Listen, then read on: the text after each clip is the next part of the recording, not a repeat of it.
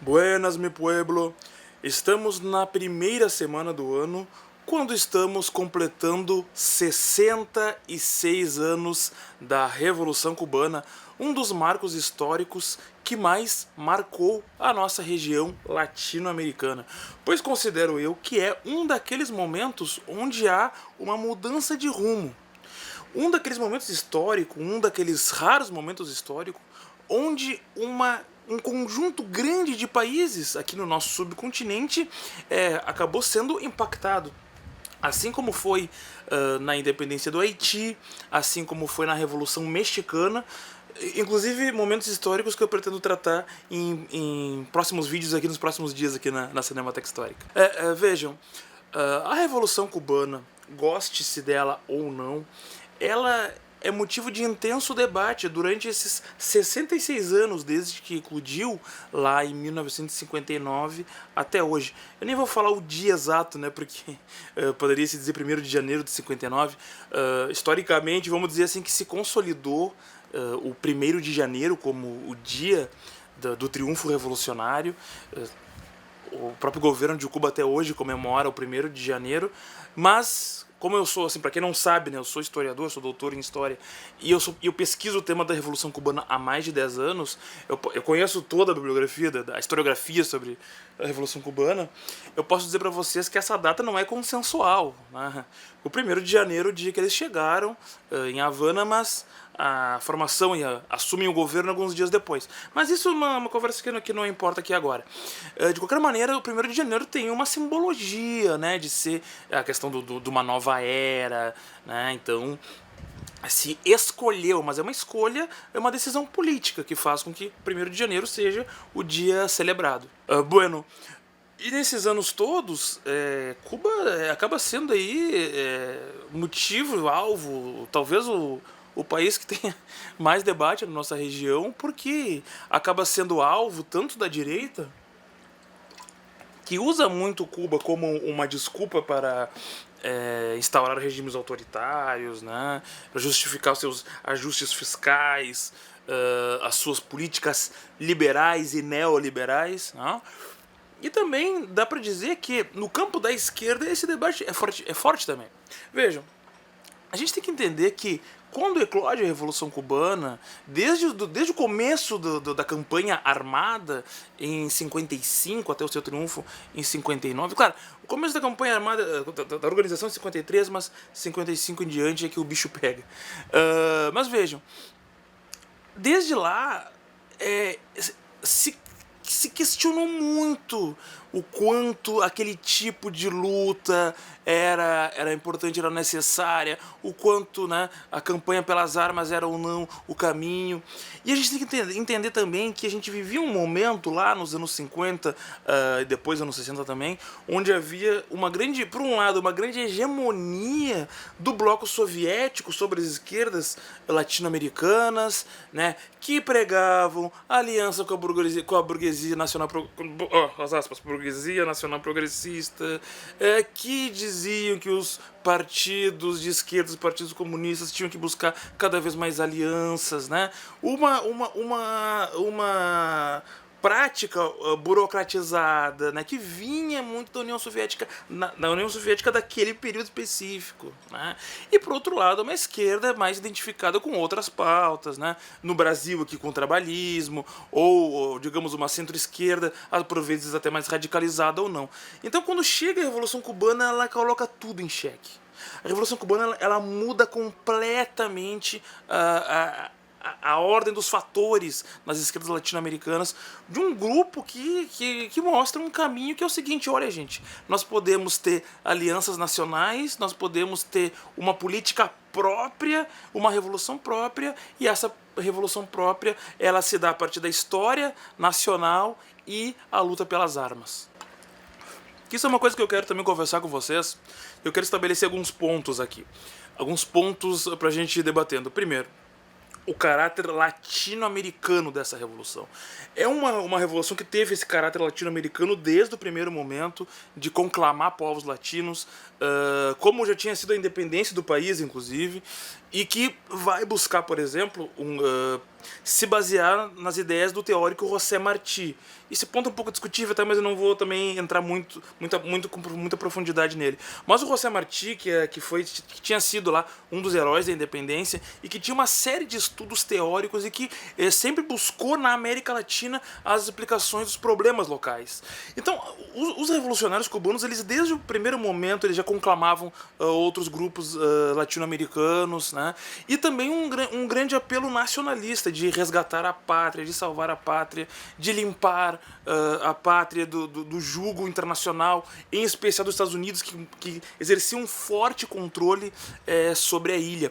E mesmo depois, quando triunfa a Revolução Cubana, o governo revolucionário do Fidel Castro foi o segundo presidente, isso é uma outra conversa, mas o governo revolucionário ele vai estabelecer institutos que vão emular essa latinidade, né? Inclusive nas artes nem se fala, né? Então, Casa de las Américas para a questão de literatura, o próprio ICAIC, que é o Instituto de Cinema Cubano, ele vai desde o primeiro momento buscar jovens realizadores em outros países da América Latina.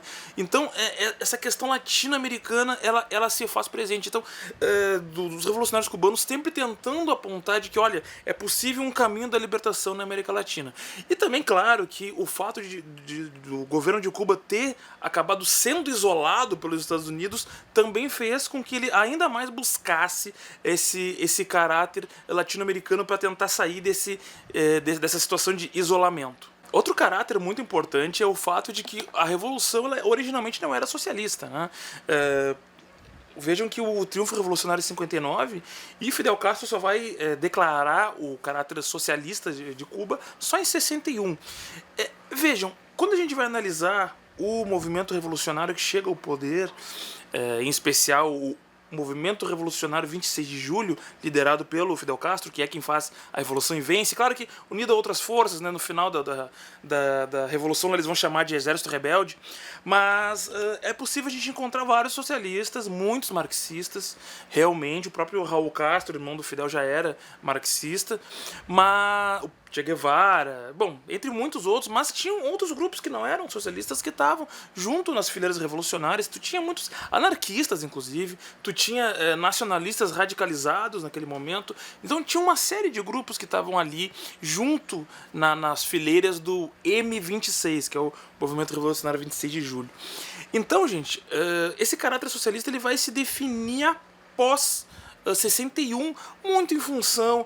Primeiro, claro, um grande número de socialistas, de comunistas que estavam no governo, ainda mais depois do governo já formado, que o PSP, que era o partido de esquerda mais forte de Cuba, que não tinha apoiado a Revolução, entrou nos meses finais, mas depois faz parte do governo, entrar lá. Tu tem, então, um grande número de comunistas e tu tem também uma leitura histórica de Fidel Castro que vai ver que naquele momento é só a partir do socialismo que ele ia conseguir manter aquela revolução, inclusive se aproximando da União Soviética, também porque era muito ameaçado pelos Estados Unidos. Os Estados Unidos foi uma ameaça constante para o governo de Cuba, até porque Cuba estava nas mãos dos Estados Unidos naquele momento e a partir da Revolução perdeu era um lugar de jogos, eles iam lá, faziam daquilo lá um bordel, né? Eu não gosto muito de falar essa questão, acho um pouco pejorativo com Cuba, mas enfim, o pessoal fala direto, né, que era um bordel. Pra mim não é bem assim, até porque tem muitas coisas para levar em consideração. Mas de qualquer maneira, quando eles perdem o controle de Cuba, sim, eles passam a ameaçar muito a ilha e a gente tinha um momento histórico da Guerra Fria, onde tu tinha, né, o bloco capitalista e o bloco socialista. Cuba acabou tendo uma leitura que naquele momento foi correta, porque senão a Revolução teria muitos problemas. Inclusive os Estados Unidos depois patrocinou invasões, boicotes e uma série de outras coisas. Mas Cuba, goste-se ou não, Cuba fez uma revolução muito original, muito atípica e conseguiu fazer um sistema de governo com seus problemas, com suas questões, mas também muito original, com uma organização por bairros, uma organização realmente na base, onde os governantes eram trazidos da base do povo e ali permaneciam, inclusive. Isso é até um dos fatores que faz com que explica o porquê que o sistema social político de Cuba segue mesmo até hoje, né? Então, isso eu diria que essa questão de como governo e sociedade se imbricam em Cuba é de uma maneira mais popular do que na maior parte dos países do chamado bloco socialista, viu? Para quem acha, né? Então, inclusive isso aí é uma coisa que vai depois ficar um pouquinho mais burocratizado, hierarquizado, depois que vai ter uma união muito grande com a União Soviética lá do final dos anos 60 para os anos 70. Claro que isso se deu por motivos econômicos, a União Soviética passou a injetar muito dinheiro na ilha, né?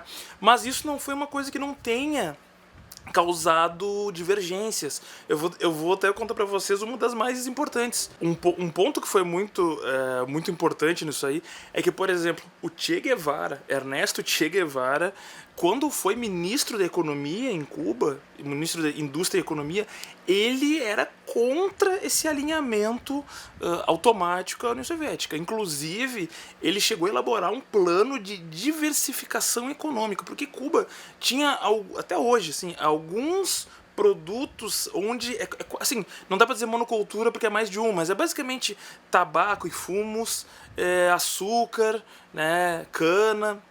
Então, isso era a economia de Cuba, o que trazia grande potencial de exportação e de lucratividade. E o Che Guevara, ele tinha um plano de diversificação, né, a gente tinha que fazer vários investimentos para ter várias matrizes econômicas e assim não depender de crises, porque se um produto entra em crise, nossa economia colapsa. Só que como a União Soviética tinha interesse que Cuba permanecesse nesse tipo de economia, para que apenas fizesse exportação para a União Soviética e outros países do bloco, fazendo assim com que houvesse uma espécie de uma dependência dessas economias, em especial a economia soviética.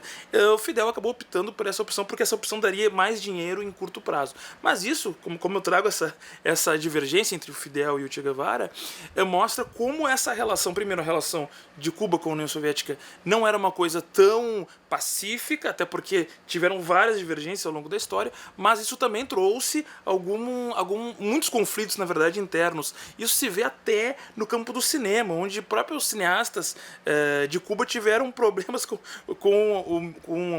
o governo, porque o governo queria que trouxessem filmes de fora da União Soviética, né? Mas essa questão do cinema, já que eu sou do ramo, né, o cinema cubano, ele é para mim um grande exemplo, uma das coisas que mais deu certo, né, porque o cinema cubano é maravilhoso.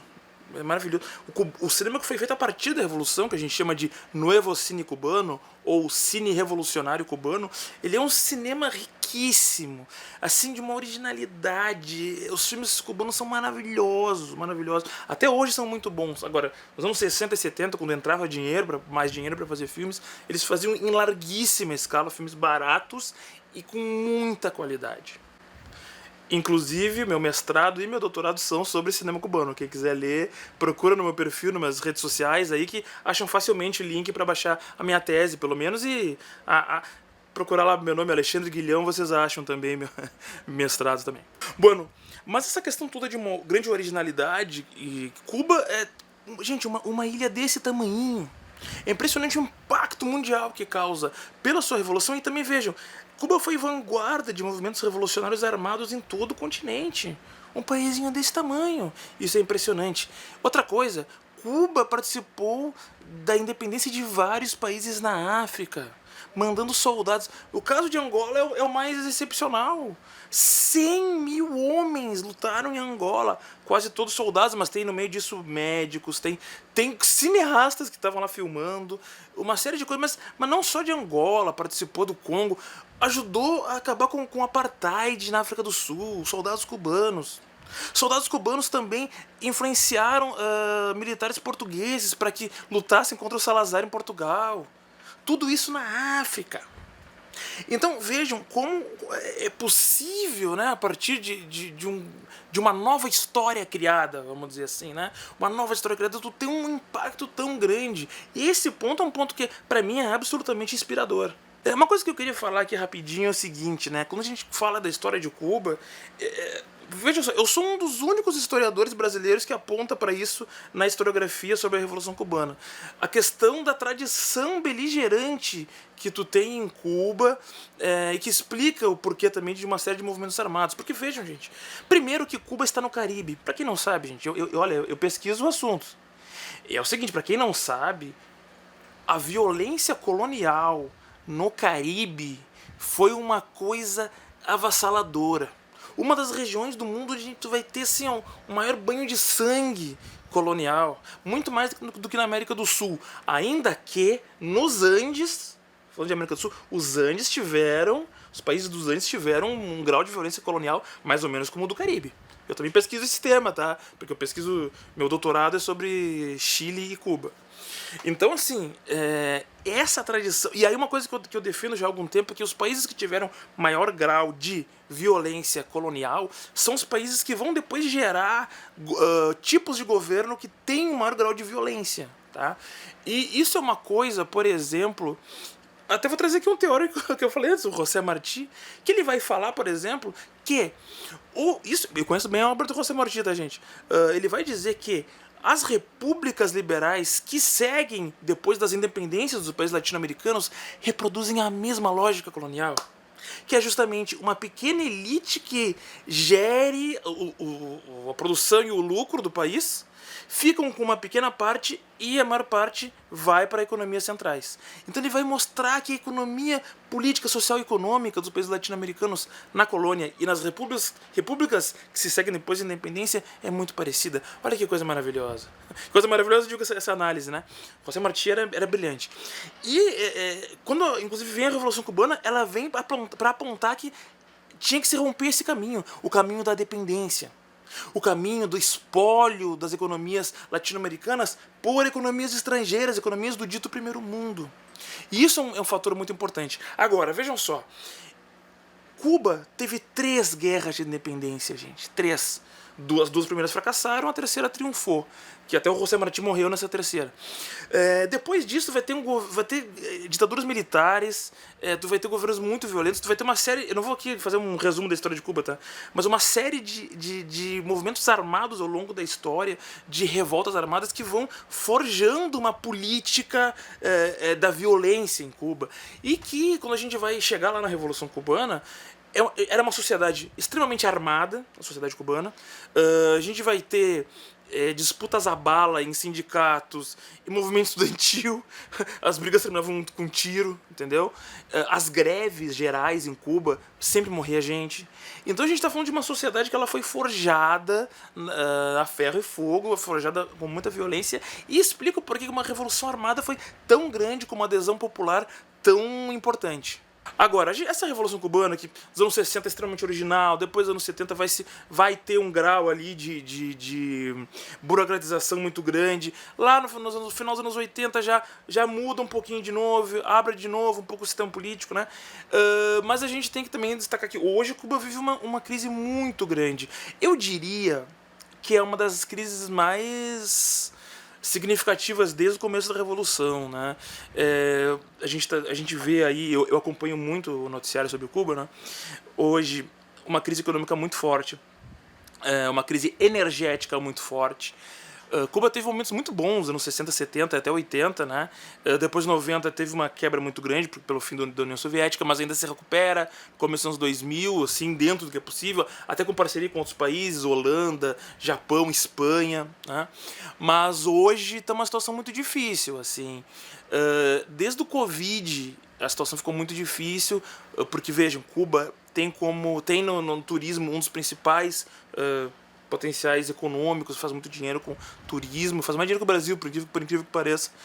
E o Covid parou isso aí, né? E também a última passagem do Trump pelo governo dos Estados Unidos prejudicou muito Cuba. Ele fechou mais ainda a questão do bloqueio. O bloqueio, como para quem não sabe aí, né, esse bloqueio econômico ele é ilegal. Só no último ano agora, Cuba teve de perdas 5,5 bilhões de dólares com o bloqueio que os Estados Unidos faz, impedindo com que vários países comercializem com Cuba. Isso é ilegal sob o direito internacional, né? Da onde que eu tiro esses números? Relatório da ONU. Não acreditem em mim, procurem aí na internet, vocês vão achar relatório da ONU, e o relatório da ONU não é nenhuma instituição bolivariana, tá? É a ONU. Apontou que no último ano, só no último ano, gente, 5,5 bilhão de dólares foram perdidos pelo bloqueio que os Estados Unidos fez. E que ficou muito forte na era Trump. O Biden não ajudou em nada e agora o Trump vai voltar. Então, Cuba realmente está numa das piores crises. Eu acho que é parecido com o do começo dos anos 90, lá que a gente chama de período especial, né? Bom, mas goste você ou não do regime cubano, ele é muito importante para a história latino-americana. Cuba como eu falei, é vanguarda em vários aspectos culturais, políticos, sociais. Questão da medicina, questão enfim, né? Aqui, esse vídeo aqui é só para fazer algumas reflexões sobre esses 66 anos da Revolução Cubana, mas também com muitos problemas, como eu já apontei alguns aqui. Hoje vive uma estagnação econômica muito grande, o país está com grandes dificuldades. Terminou o ano agora também com grandes manifestações, grandes manifestações, com centenas de milhares de pessoas na rua pelo fim do bloqueio. Pedindo o fim do bloqueio, porque esse bloqueio está estrangulando Cuba. Em outros momentos, Cuba conseguiu sair bem do bloqueio, mas no momento agora, como já está em crise, a questão do bloqueio está sufocando bastante. E também tem questões de... Enfim, Cuba não se industrializou em várias áreas, isso aí também é uma outra discussão que a gente pode fazer em outro momento, mas aqui vão minhas reflexões. Eu sou um historiador e especialista nesse assunto, vim aqui trazer algumas reflexões para vocês. Vou pedir para vocês curtirem esse vídeo, se inscrever aqui na nossa Cinemateca Histórica e enviar esse vídeo para mais pessoas que possam gostar desse assunto. A gente se fala. Valeu!